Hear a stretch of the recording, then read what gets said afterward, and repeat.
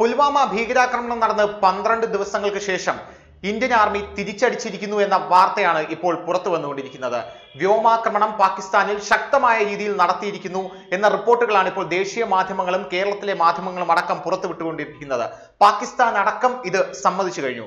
India പഴയ India അല്ലെന്ന് പാകിസ്ഥാനെ ഒന്നുകൂടെ ഓർമ്മിപ്പിക്കുന്ന തരത്തിലാണ് ഇന്ത്യൻ സേന ഇപ്പോൾ തിരിച്ചടിച്ചിരിക്കുന്നത്.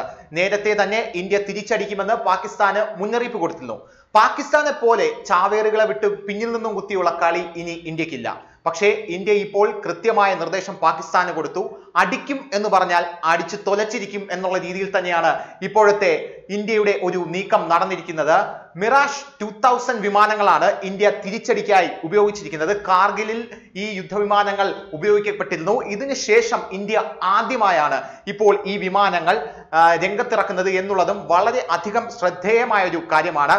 പുൽവാമയിൽ നമ്മുടെ 40 ജവാന്മാരെ പാകിസ്ഥാനി ഭീകര സംഘമായ ജെയ്ഷെ മുഹമ്മദ് അതിദാരുണമായി കൊല ചെയ്തിരുന്നു. ഈ ഒരു കൊലയ്ക്ക് ഒരു പ്രത്യാക്രമണം എന്ന രീതിയിൽ ശക്തമായ രീതിയിലുള്ള തിരിച്ചടി തന്നെയാണ് ഇന്ത്യ ഇപ്പോൾ നൽകിയിരിക്കുന്നത്. ഇത് പാകിസ്ഥാന് ഒരു ഓർമ്മപ്പെടുത്തലൂടെയാണ് ഇന്ത്യയുടെ. കാരണം 350 കിലോഗ്രാം സ്ഫോടക വസ്തുക്കളാണ് കശ്മീരിൽ പാകിസ്ഥാനി ഭീകരർ കൊണ്ടുവന്ന് നമ്മുടെ ധീര ജവാന്മാരുടെ മരണത്തിന് കാരണമായത്. അതിന്റെ ഇരട്ടിയുടെ ഇരട്ടി സ്ഫോടക വസ്തുക്കളാണ്, ഏകദേശം 1000 കിലോഗ്രാം സ്ഫോടക വസ്തുക്കളാണ് ഇപ്പോൾ പാകിസ്ഥാന്റെ മണ്ണിൽ അതിർത്തി കടന്നു ചെന്ന് ഇന്ത്യ ഇപ്പോൾ നിക്ഷേപിച്ചിരിക്കുന്നത് എന്നുള്ള സുപ്രധാനമായ വാർത്തകളാണ്. ഏതൊരു ഇന്ത്യക്കാരനും അഭിമാനിക്കാൻ ഉതകുന്ന ഒരു നിമിഷം തന്നെയാണിത്. ഈ തിരിച്ചടി പാകിസ്ഥാൻ ചോദിച്ച് മേടിച്ചത് തന്നെയാണ് എന്ന് നമുക്ക് പറയാതിരിക്കാൻ വയ്യ.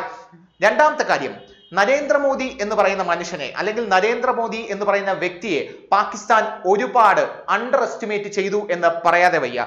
കാരണം പുൽവാമ ഭീകരാക്രമണം നടത്തിയ ശേഷം ഇന്ത്യ കയ്യും കെട്ടി നോക്കിയിരിക്കും എന്ന് പാകിസ്ഥാൻ കരുതിയെങ്കിൽ പാകിസ്ഥാന് ആദ്യത്തെ തിരിച്ചടി കിട്ടിയത് പാകിസ്ഥാന്റെ സൗഹൃദ രാഷ്ട്ര പദവി നരേന്ദ്രമോദി സർക്കാർ എടുത്തു കളഞ്ഞതിലൂടെയാണ്. പാകിസ്ഥാനെ ലോകരാജ്യങ്ങൾ ഒറ്റപ്പെടുത്തിയതിലൂടെയാണ്. ആദ്യം നയതന്ത്രപരമായുള്ള യുദ്ധമായിരുന്നു നരേന്ദ്രമോദി പാകിസ്ഥാനെതിരെ പ്ലാൻ ചെയ്തിരുന്നത്. നയതന്ത്രപരമെന്ന് പറയുമ്പോൾ അതിൽ ഏറ്റവും അധികം നമ്മൾ ചർച്ച ചെയ്യപ്പെടേണ്ട കാര്യമായിരുന്നു പാകിസ്ഥാന്റെ വ്യാപാര മേഖലയെ മുഴുവൻ തകർക്കാനായി നരേന്ദ്രമോദി സർക്കാർ നേരത്തെ തന്നെ ആസൂത്രണം ചെയ്ത ചബഹർ തുറമുഖം പുൽവാമ ആക്രമണത്തിന്റെ പശ്ചാത്തലത്തിൽ ഇറാനിൽ തുറന്നു എന്നുള്ളതാണ്. ഇതോടുകൂടി പാകിസ്ഥാനെ ആശ്രയിക്കാതെ അഫ്ഗാനിസ്ഥാനിലേക്ക് ഇന്ത്യക്ക് ചരക്ക് കൊണ്ടുപോകാൻ സാധിക്കും. ഇത് ഇന്ത്യ ചൈന പാക് സാമ്പത്തിക ഒരു പാതയ്ക്കുള്ള ഏറ്റവും വലിയ തിരിച്ചടി തന്നെയായിരുന്നു ഇന്ത്യ നൽകിയിരുന്നത് എന്നുള്ളതിന്റെ ആദ്യത്തെ ചുവടായിരുന്നു. രണ്ടാമത്, പാകിസ്ഥാനിലേക്ക് ഇന്ത്യയിൽ നിന്നും ഒഴുകുന്ന നദികൾ ബ്ലോക്ക് ചെയ്തുകൊണ്ടുള്ള ഒരു തിരിച്ചടിയാണ്. നദികളുടെ ഗതി മാറ്റി ഒഴുക്കിക്കൊണ്ടുള്ള തിരിച്ചടിയാണ്. ആദ്യം നയതന്ത്രം, പിന്നെയാണ് യുദ്ധതന്ത്രവുമായി ഇന്ത്യ മുന്നിട്ടിറങ്ങിയത്. ആദ്യം തന്നെ ഇന്ത്യ പറഞ്ഞിരുന്നു തിരിച്ചടിക്കും, പാകിസ്ഥാനെ പോലെ പിറകിൽ നിന്ന് കുത്തുന്ന പരിപാടി ഇന്ത്യക്കില്ല. ധീര സൈനികന്മാരുടെ എല്ലാവരുടെയും മാതാപിതാക്കളെയും അവരുടെ ഭാര്യമാരെയും എല്ലാം നരേന്ദ്രമോദി സർക്കാർ നേരിട്ട് ഫോണിലൂടെയും മറ്റും വിളിച്ച് ആശ്വസിപ്പിച്ചിരുന്നു. തിരിച്ചടിച്ചിരിക്കും, നമ്മുടെ 40 സൈനികന്മാർക്ക് ഉള്ള ആ 40 സൈനികന്മാരുടെ വില അത് വളരെ വലുതാണ് എന്നുള്ള രീതിയിൽ പ്രധാനമന്ത്രി പറഞ്ഞിരുന്നു. തിരിച്ചടിച്ചിരിക്കും. അതിനുശേഷം ഇന്ത്യ കാത്തിരുന്നത് ഈ ഒരു നിമിഷത്തിനാണ്. ഇന്ന് പുലർച്ചെ 3:30 1000 കിലോഗ്രാം സ്ഫോടക വസ്തുക്കളുമായി പാകിസ്ഥാൻ അതിർത്തി കടന്നു ചെന്ന് ബാർക്കോട്ടിൽ ഇപ്പോൾ ഭീകര കേന്ദ്രങ്ങളിൽ വർഷിച്ച് തിരിച്ചു വന്നിരിക്കുകയാണ് ഇന്ത്യൻ വ്യോമസേനയിലെ ചുണക്കുട്ടികൾ.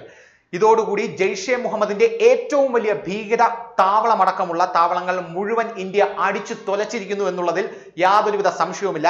വ്യക്തമായി എത്ര ഭീകരർ മരിച്ചു എന്നുള്ള കണക്ക് പോലും ഇപ്പോൾ പുറത്തു വന്നിട്ടില്ല. ചില ദേശീയ മാധ്യമങ്ങൾ 200 ഭീകരർ മരിച്ചു എന്ന് പറയുന്നു, ചില ദേശീയ മാധ്യമങ്ങൾ 300 ഭീകരർ മരിച്ചു എന്ന് പറയുന്നു.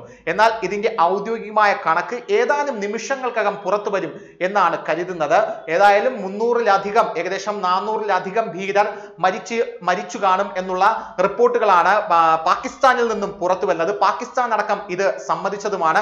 എന്തായാലും കേന്ദ്രത്തിൽ നിന്നും ഇങ്ങനെ ഒരു അറ്റാക്ക് ഉണ്ടായിരിക്കുന്നു എന്നുള്ള ആദ്യത്തെ ഔദ്യോഗിക സ്ഥിരീകരണം കേന്ദ്ര കൃഷി വകുപ്പിന്റെ സഹമന്ത്രി ഗജേന്ദ്ര സിംഗ് ഷെഖാവത്ത് നടത്തിയിരിക്കുന്നു, തിരിച്ചടിച്ചിരിക്കുന്നു.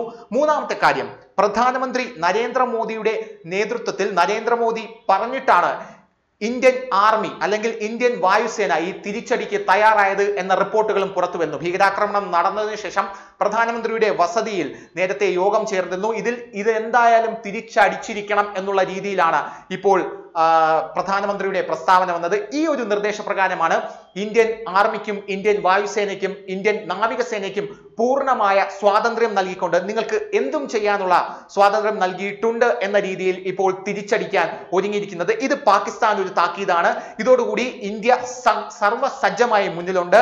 യുദ്ധമെങ്കിൽ യുദ്ധം എന്നുള്ള രീതിയിൽ പാകിസ്ഥാന്റെ ആണവ പോർമുനകളെ ഇന്ത്യ ഭയപ്പെടുന്നില്ല എന്നുള്ള രീതിയിലാണ് ഇപ്പോൾ തിരിച്ചടിച്ചിരിക്കുന്നത്. ഇന്ത്യ ഒരു ലോക രാജ്യ ശക്തിയിലേക്ക് വളരുന്നു എന്നുള്ള രീതിയിലുള്ള ഒരു ആക്രമണമാണ് ഇപ്പോൾ ഇന്ത്യൻ ആർമി പാകിസ്ഥാന്റെ മണ്ണിൽ ഇപ്പോൾ കാഴ്ചവെച്ച് നമ്മുടെ ചുണക്കുട്ടികൾ ഇപ്പോൾ തിരിച്ചു വന്നിരിക്കുന്നത് എന്ന് പറയാതിരിക്കാൻ വയ്യ. ഇനി നാലാമത്തെ കാര്യം, ഇന്ത്യക്കുള്ളിൽ നിന്ന് തന്നെ ഇന്ത്യക്കെതിരെ പറയുന്ന ആൾക്കാർ ഇതിനെ എങ്ങനെ കാണുന്നു? അമ്മയെ തല്ലിയാലും രണ്ടു പക്ഷം ഉണ്ടെന്നാണല്ലോ പറയുന്നത്.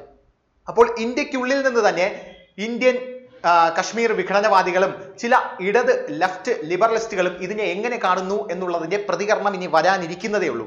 അവർ ഇതിനെ എങ്ങനെ കാണുന്നു എന്ന് സ്വാഭാവികമായിട്ടും നമുക്കറിയാം. നമ്മുടെ കോടിയേരി ബാലകൃഷ്ണനൊക്കെ പറഞ്ഞതാണ്, ആക്രമണമല്ല ചർച്ചയാണ് വേണ്ടത് എന്ന് പറഞ്ഞ ഒരു സാഹചര്യമൊക്കെ ഉണ്ടായിരുന്നു. അപ്പോൾ അവരുടെ പ്രതികരണമൊന്നും ഇപ്പോൾ പുറത്തു വന്നിട്ടില്ല. എന്തായാലും ഏതൊരു ഇന്ത്യക്കാരനും ആഘോഷിക്കാനുള്ള ഒരു നിമിഷം തന്നെയാണ്. ഇന്ത്യ ശക്തമായി തിരിച്ചടിച്ചിരിക്കുന്നു. ഇനി ജെയ്ഷെ മുഹമ്മദ് ഭീകരൻ മൗലാന മസൂദ് അസറിന്റെ തലയെടുക്കുന്നത് വരെ ഇന്ത്യൻ ആർമിക്ക് വിശ്രമമാണ്.